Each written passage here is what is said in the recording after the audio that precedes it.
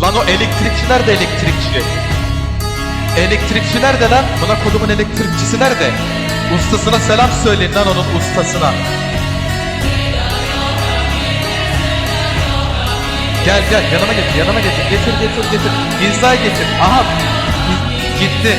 Lavuğa bak.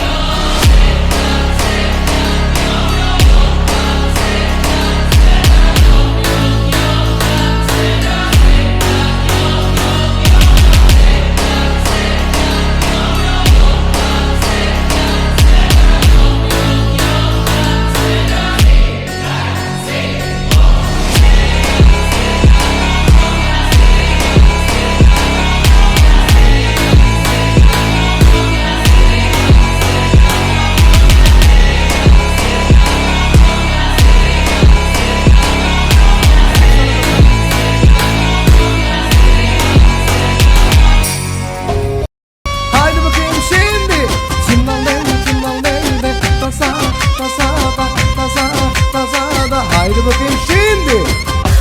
Let's go! Acelem yok, hedefim sensin. Bir gelsen aşktan kafayı yersin. Acelem yok, hedefim sensin. Bir gelsen aşktan kafayı yersin. Bu sözüm bütün fesatlara gelsin. Bizi çekemeyenin cezasını versin. Bu sözlerim bütün fesatlara gelsin. Bizi çekemeyenin cezasını versin.